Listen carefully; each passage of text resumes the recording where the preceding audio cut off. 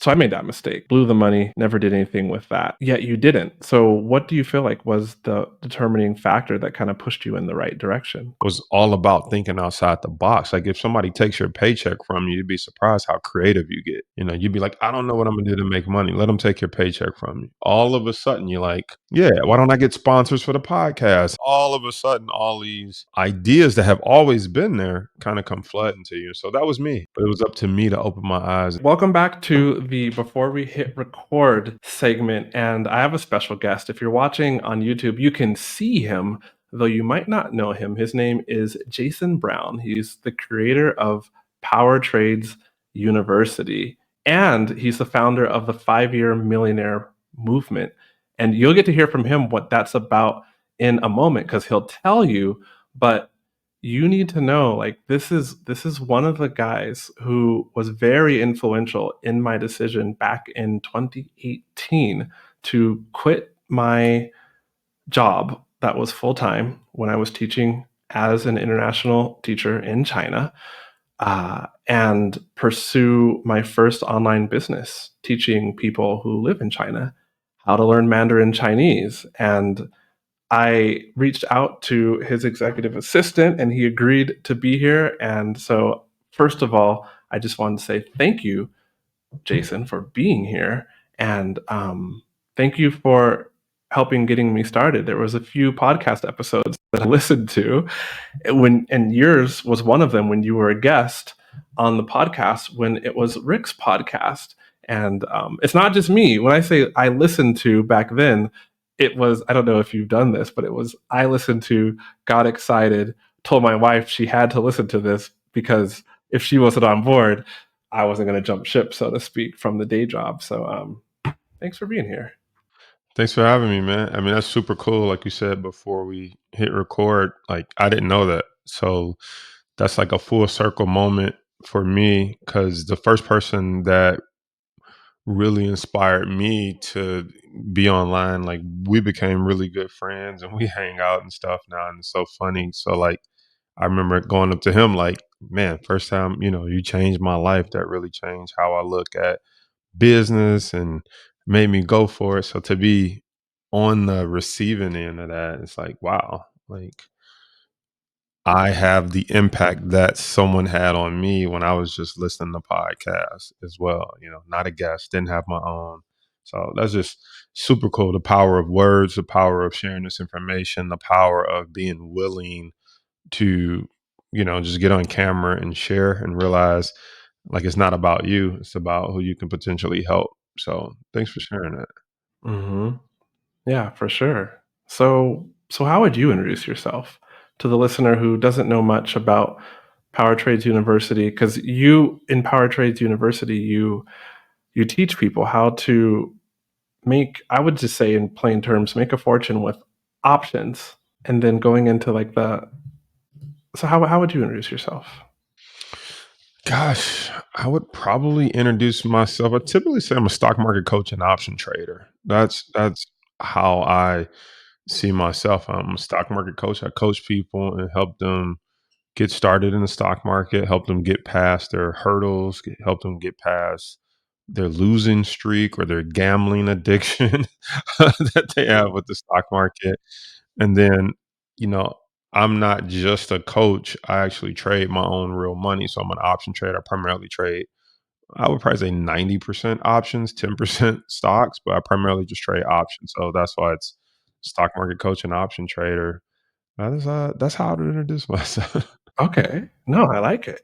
I want to come back to what you had said, like when you are doing something you're passionate about and then you realize that you're making a true impact on other people's life. Because I remember as you were saying that, I thought of my first time when that happened to me while I was in China. But before we get there and go there, like I want to talk a little bit more about you specifically. In your bio, it said that you started trading with a $10,000 student loan. And so what I read is that's how it went down. Yeah. I mean, there's a story before that story, but yes. So we got to hear the story before that because I read that and I'm like, would you do that again? Was this just like luck, dumb luck? Would you tell people to do that, like, without mentorship now? I'm very curious, and that's the cliffhanger. So, all the admin housekeeping stuff. If you're listening to this episode, you the listener for the first time, there is a link below. There's actually 3 links. One link is to a podcast episode if you're like, "Where the heck did Rick go, and who are you?" Well, he is talking about what he's doing. It's a really cool AI project. Like, Rick has always served very well the online course creator membership and coach, and he's still doing that just via AI and helping you figure out how to use AI in your business to increase your profit and reduce your overwhelm and increase your impact. So that is down there. Another episode is where he interviews me, and you get to hear more about my story and how I came to be the host of The Art of Online Business, which, by the way, still will give you tips and tricks and strategies and behind the scenes business peaks. And of course, Facebook ads goodness to help you scale up your online course creator business from low 6 figures to high 6 figures. The last link is to the next episode with Jason. We're recording it now, and it's going to be 2 segments. And as you've come to expect, you're really getting to know him before you listen to the next episode where he'll be sharing about his membership. I have not yet had somebody on the podcast who has a successful membership and had one for quite a long time. So if you're interested in the difference between the strategies that it takes to build a membership and some of the scrappy techniques that we all kind of have to go through in the very, very beginning, before we make it and arrive, versus the strategies to maintain a successful membership. You're going to want to come back, watch that episode with him, and it'll be a good time. So, Jason, now that you've had a chance to think about the response to that, the story behind the story of how you took $10,000 in loans and went for it, and was it just blind faith? Would you tell your past self to do it again? Would you tell others to go that route? Like, I want to hear it all. Yeah, great question. I actually don't need much time to think about it because it's my real life and how it happened. And so the story behind the story is we grew up pretty poor in Detroit, and we always had love, all that good stuff, but we didn't really have any money. So I was always trying to figure out how I could make money. And as early as I could work, I worked. So I think I started working at 14, 15. Like as soon as you could work, I was working because we, needed to earn money. And so I spent most of my life at that point from 14 to like age 20, 21, just working in retail. So working at McDonald's, I worked at Mervyn's of California, I worked at Best Buy, I worked for Sprint PCS. Yeah, most people don't even remember Mervyn's of California. uh, but I worked at Sprint PCS selling cell phones. And so when I was like 18, to back it down, I took my graduation money from high school. I took $2,000. I would hear stuff like, if you want to be rich, you got to invest in the stock market. And so you would hear stories like, had you invested in Apple or this and waited 10 years, 20 years, 30 years, you'd been rich, or Microsoft. So that was right around the tech boom and stuff, or a little after that. But so I was just like, why don't everybody just put 2 grand away and come back in 30, 40 years and be rich? Like I thought it was just that simple. Just put 2 grand away, come back 30, 40 years, we're rich. So I did that. 18, took $2,000 of my graduation money, put it in I went to a well-known bank. Lady was like, why do you want to invest? I'm like, to be rich. Why else do people invest? Thought that was a silly question. And so she said, so you want aggressive funds? I'm like, yeah, I'm 18. I need aggressive growth. Those are the only 2 questions she asked me. Gave her my 2 grand. I come back 2 years later. I'm like, all right, how's my investments doing? My investments was down to $700. So I'm like, y'all lost $1,300 of my money. And so I'm like pissed off because I'm like, where am I gonna get 1,300? Like that was all of my graduation money. I'm like, I'm not about to graduate high school again. So where am I gonna get 2 grand from? Then I was like, I thought the professionals don't lose money, and that was a very important turning point for me because you're programmed to be like, these people went to school for it. They have a Series 6 and 63 license, and that was the first time I realized like they lose money too. Like they just lost $1,300 of mine. So I literally told the lady, I was like, hey, give me how do I withdraw my $700? I'll do this myself. So I withdrew the $700, spent 200 on some gym shoes. I think I bought some Jordans, make me feel better. So I had $500 You still left, got those and I Jordans? was what'd you say? Do I I still was gonna have say, the you still Jordans? got those Jordans? If you wish that I could just hop into your Facebook ad manager and run your ads for you, or at least download all my 3+ years of experience into your ads so that they would run the right way, you pretty much got your wish. There's a new offer that I made, and my clients so far are loving it. It's called Facebook Ads to Success, and that means for you, I can coach you one-on-one so that you can successfully run your lead generation ad campaigns, your launch registration ad campaigns, even your sales funnel, SLO, self-liquidating offer funnel ad campaign. Here's how it will work. We will have 3 calls within 30 days. During the first call, I'm going to show you the exact ways to get your account running optimally. We'll do also like analytics setup if you don't have those set up right so that your ads can function the right way. We'll also look at your funnel and I'll point out to you the areas in your funnel that could be converting better. And I'll make recommendations about how to improve those areas of your funnel. And then if you have running ads currently, we'll look at those ads. Otherwise, we'll go through all the things you need to consider before setting up your ads. In between the calls, you get unlimited access to me. That means on Slack or Voxer or even Messenger, you get to record your screen or just send me audio messages or type something, but ask about your ads and I'll be able to give you recommendations right there. And then we'll set up the ads and then I'll show you how I check up on ads and all the moves that I would make. I'll walk you through those and teach you how to make those same moves so that you can successfully manage your own ads with confidence. Head to the link that you can see right on the screen to book your spot for Facebook ads one-on-one coaching with me. All right, back to the video. You know what? I end up giving them to my cousins because it's funny. Like, I don't really wear that many gym shoes, and I'm more of a casual shoe guy now. And so I was like, my little cousins was all Google over my Jordans, so I gave them to them. Now Jordans are like they're retro Jordans. Now I probably should have kept them. Could have sold them. Right, I was gonna say that would be the way to get rich is just keep a couple pair Oh for man, I had the black and white patent leather ones. I had the red and black ones. Like I had the classics too, but my little cousins enjoyed them. So I bought some shoes. I have $500 left. I'm working for Sprint PCS, making $8 an hour. So on a Saturday, eight hour shift, $64. You take taxes out, I make $50 take home. So I'm at this point been working retail all my life. I'm like, if I could just make $50, I won't have to work Saturdays. Like I'm missing all the barbecues, all my friends texting me, like, we out here, we here. I'm like, I'm at work. Right.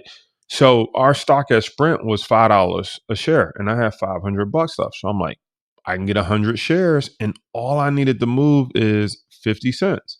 If it moves 50 cents, I make $50. If I can do that 4 times a month, I don't have to work Saturdays.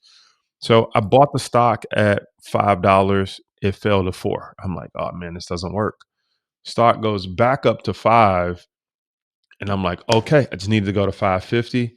Turns around again and goes down to 4. I'm like, the stock market rigged. They know I needed to go to 550 and won't let it go. So I just was pissed. I was frustrated. I was irritated. Then the stock went back up to 5. And I was like, I've seen this before. And so I'm like, I'm going to get out at 5 and break even. And then I'm going to get back in once it goes to 4. So I got out at 5, broke even, and went down to 4. I got in at 4 and went back up to 5. I got out, made my first $100. I didn't know that that pattern was called a channel in stock. And so I was like, what other patterns don't I know that exist? So I got really good. I started studying, putting in hours, learning these patterns. I got really good at growing my $500. So I was like, wow, if I had more money, I could do the same thing, just get a bigger return. I'm like, if I had 5 grand, I would have made this much. If I had 10 grand, I'm like, I would have been rich. And so I was like, where am I gonna get $10,000 from? So I had a scholarship to the Mike Ehler School of Business, Wayne State University here in Detroit, Michigan.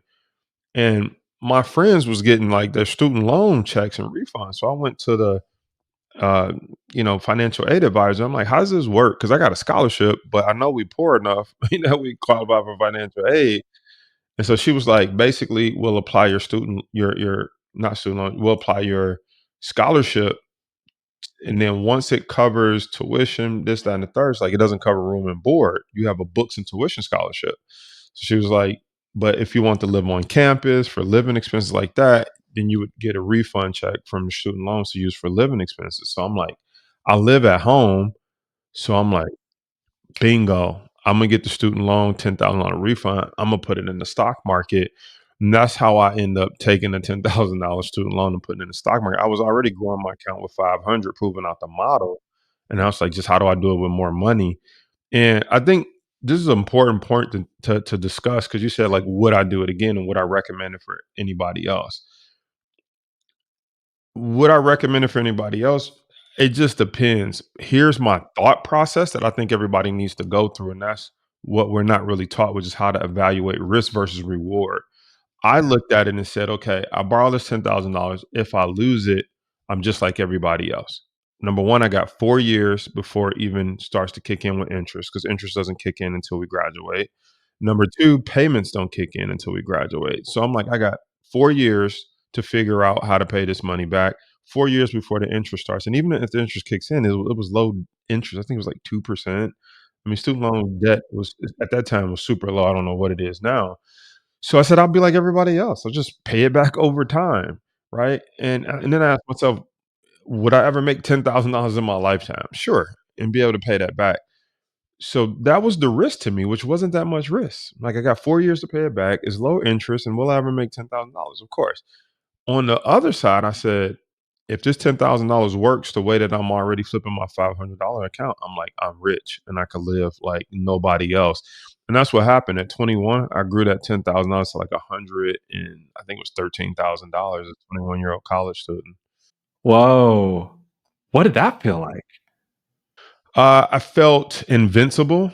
I felt, why am I in school? I just made more money not with it without a degree. I made more money not working. So in my mind, I'm like, I'm finna drop out. I'm finna become a trader full time. So, I mean, plus you young too, making that kind of money. So I thought I was on top of the world. I mean, 100 grand? Back what year is this? This was like 2001, 2000, 2001. Okay. Yeah, we're about from the same era. So, all right. Dang. So then what kept you in school? I didn't. I dropped out. Oh, you did drop out. Okay. Yeah. Oh, yeah. I was like, "Why am I here?" So, I legit dropped out of school, became a full-time trader, for the next 3 years, trading in the stock market, and again, I was just like, why am I in school?" Like, I was going to be an engineer. I'm like, "Why would I wanna be an engineer?" 40 plus hours a week, maybe make 50, 60, 75,000. I'm like, "I'm making 100 grand on my own terms, not working," and it was more prestigious then to be like, "Yeah, I'm a stock trader," you know? So it was life changing. It was life changing money. So I dropped out to pursue it. Now everything just wasn't rocket ship to the moon, but that was that's how I came to borrow that $10,000. And so when you think about what I recommend that to other people, I used to read Rich Dad Poor Dad. I say used to read. I don't read it every year. Once you read it, you kind of understand it. But I would listen to the audiobooks over and over again. He really talks about like money is not what you see with your eyes. And the moment you stop working for money, you'll see opportunity all around you. For me, it was like I had to think of a way to come up with $10,000 where most people would just be like, I can't do it. I'll never get that kind of money. I guess this won't work. I had to close my eyes and stop looking at just what's in front of me and think outside the box. And outside the box for me was the form of a student loan. And so sometimes you got to do whatever you got to do to get the money because when you think about investing, if you were to open a McDonald's today, what would you do? Would you come up with I think it's like $2 or $3 million to open a McDonald's, or would you go get a loan for it? Right? If you were to open a car wash, would you just come up with 300 grand for the car wash, or would you go get a loan? And so we get loans for a lot of stuff in our life. You get a loan for a car, depreciating asset. Now it has some value if it helps you get to work and get to that job that helps you make whatever you make. But the point is the car itself depreciating asset. You buy a house, you got to pay taxes on it every year, upkeep. It doesn't really put money in your pocket. You hope the value goes up. But the point is we borrow money for a lot of things in life But when we say we're gonna borrow money to invest in the stock market, people are just like, "Oh, whoa, wow, isn't that risky?" And I'm thinking, define risk. I mean, if I got $10,000, I can put it with Apple, I can put it with Amazon. How is that different than borrowing money to open a McDonald's or opening a car wash? I'm putting it with some of the biggest companies in the world, the smartest brains, the biggest employees, the best technology. How is that? What's risky is putting $10,000 with your uncle who cook macaroni and cheese and want to go open a restaurant, but he don't know nothing about running a business and food costs and signing a lease agreement for a restaurant. That's risky, but that's what people go do. Put money with a homeboy or their homegirl to start a business. But if you tell them I borrowed money to start investing in some of the best companies, it's funny how our mind works. We're like, aren't isn't that risky? It's like you gotta learn how to evaluate what real risk is. Well said. But how was college you having these kind of ideas, though? Was it a book that you were reading? You said Rich Dad Poor Dad. Was that the first time you read it and that sparked the idea? Was there somebody in your life who gave you the idea? I'm asking because I was in a very similar situation, but completely missed the opportunity, because I started off, like, my working career in tech with the at Intel, actually, 1998, 1999 Intel. So, like, before I guess not before the boom, but right at the beginning, right before, well, not the beginning of Intel, but right before the dot-com crash. But they offered tons of stock, and I never took it because I was like, "What is the stock market? Just go ahead and give me all my money in cash, so I can go to the bank," you know? And then they're like, "Yeah, we can give you these." So I missed that boat because Intel went on to split and split and split and split. Um, and then also, like, they just paid me a good amount of money, like, way more than my friends were making at the time, and I think I just wasted it on a nice gaming computer, which what was I even doing? With an Intel processor, a gaming computer with an Intel processor. Pentium 3, and I had one of the best Pentium 3s, when I moved into my college campus in, fall of 1999.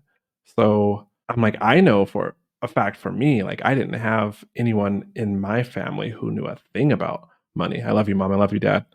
They're not listening to this podcast, but they'll openly say, like, they didn't have financial education to give to me, and I wasn't reading any kind of books. So I made that mistake. Blew the money, never did anything with that. Yet you didn't. So what do you feel like was the determining factor that kind of pushed you in the right direction? Several things. Just growing up poor, I just was always interested in money. Like, why don't we have any money? I remember we slept in sleeping bags when we were growing up. We didn't have like a bed. We thought beds was for grown-ups. I remember going to my best friend's house and I was like, "Whoa, you have a bed?" He was like, "Yeah." I was like, "We don't have a bed. Like, we sleep in a sleeping bag, right?" And so at a young age, I was just always aware of these differences. And so I was just curious about money, number one. Number two, I started getting into network marketing as early as I could. And if you've ever been in any network marketing company, multi-level marketing Oh, company, for sure. Yeah. the biggest I thing did they preach Quickstar is and like Amway back in the day. mindset. Yeah, they have you reading books, they have you learning about residual income, passive income, time leverage, people leverage. And so those were the first times I was ever introduced to these kind of wealth concepts. And they would recommend books like, "Oh, we're all reading Rich Dad Poor Dad. We're all reading Think and Grow Rich this month." So like it was always books that they were kind of having us read as network marketers that really helped our mindset. And so, you know, those books started exposing me to thinking about, risk, but specifically Rich Dad Poor Dad was the one that, he talked about the kids and how they wanted to work that job, but they decided not to pay him. But because they didn't pay him, they thought of other ways to make money. And so it kind of was all about thinking outside the box. Like if somebody takes your paycheck from you, you'd be surprised how creative you get. You'd be like, I don't know what I'm gonna do to make money. Let them take your paycheck from you. All of a sudden, you're like, yeah, why don't I get sponsors for the podcast? And then why don't I do this? I'll be an affiliate. Like all of a sudden, all these ideas that have always been there kind of come flooding to you. So that was me. It was like the money was already there, but it was up to me to open my eyes and see how I could use it. And then also To some degree, you ever heard that saying, I think it was Lincoln, that said, "If I had to cut down a tree if I had 5 hours to cut down a tree, I'd spend 4 hours sharpening my axe," right?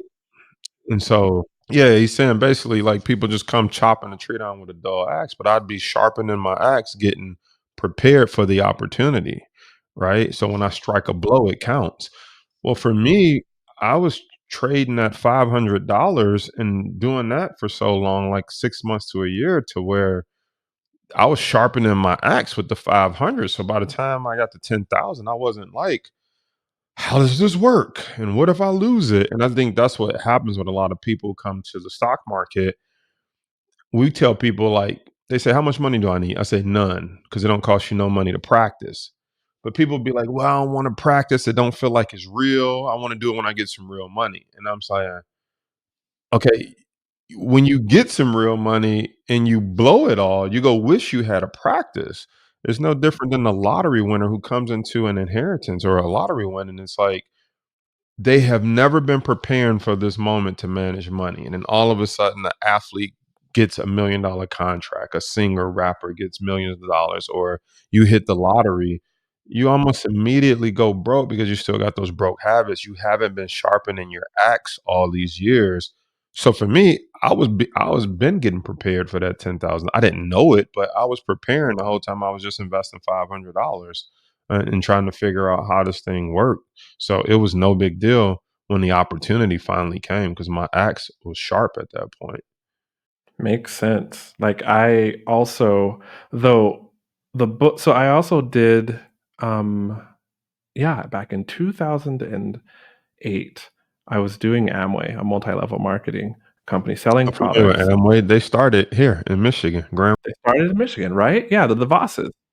But I will never forget because I was doing a lot of reading, and then once my, so very I don't yeah, actually, so once my wife and I got married, we actually went to China, believe it or not, to build an Amway business because at the time, like, China was the biggest market, for that company, and I was already in China during college and then came back when I graduated, and then when I met my wife, after we dated for like a couple of years, like, I convinced her. I tricked her to go.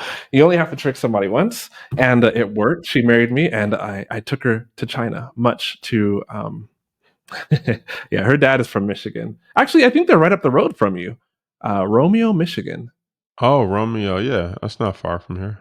right? And so, like, they were not happy being from the Michigan tooling industry, right? China stealing our jobs.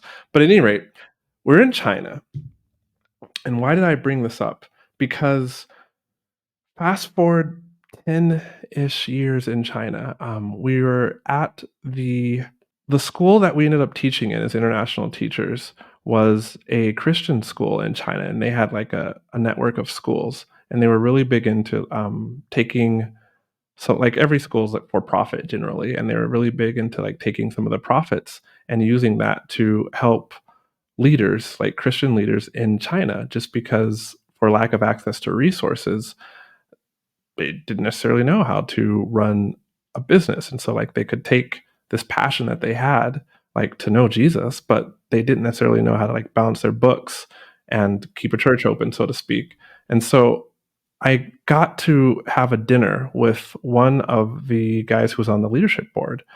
And this is like one really cool to be in the same room as these guys because they're doing this, but they're doing it on, like, a stipend, like a missionary stipend. I think 40 something thousand dollars a year plus, like, their housing is paid for. And these are guys that are overseeing, like, an organization that's in China, that's in, like, the UAE too, like a multinational organization, like, easily could go somewhere else and make 300, $400,000 and have everything else taken care of, right? In their package, in their compensation package. So I'm sitting at this gentleman's dinner table and looking at his books and asking questions about, like, the books on the shelf. And then I remember when he came to our house and he was talking with my wife and I, he looks at our bookshelf and he sees a bunch of marriage books. And his first question was just like in a humorous way was, "Oh, like, how many problems have you guys had?" You know? And I'm looking at the shelf and I'm like, actually, very, very few. But it was because I was in Amway and reading all these books, and I didn't know it at the time, but I was reading tons of books about marriage because, like, the whole thing at that time was you have to read and change the person who you are to attract the kind of person that you would like to have in your business. And so we were just consuming all these books about marriage, but in like the first 6 months, 10 months of our marriage, like we didn't have kids, we were in a new place, it's like we were just reading all these books, and it really helped us. I still am reaping the benefits of that because it became who we were as a couple, and so many things we read about, and so many of these, tough conversations that can come up inside of a marriage. Like we had those early on, and so like I always thank the people, my sponsors, who got me into the Amway business or presented me with the opportunity, and I chose to do that because the books really did have a huge impact on my life.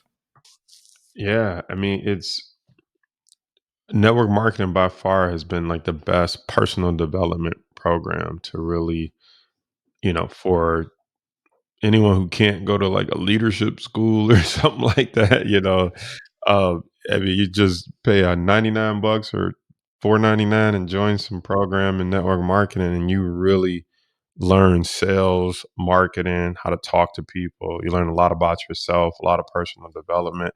I sometimes like going to a good network marketing presentation just to hear what are the latest quotes and sayings, or because they always quoting a book or something special or saying something that makes you think. Yeah, exactly. They always have those quick one-liners, like, "You can't be broke and skeptical at the same time." Oh, you're taking me back. You're taking me back to the whiteboard at somebody's house. Yeah, right? Sitting in somebody's living room. Oh, those I look fondly on those times. Like those were good times.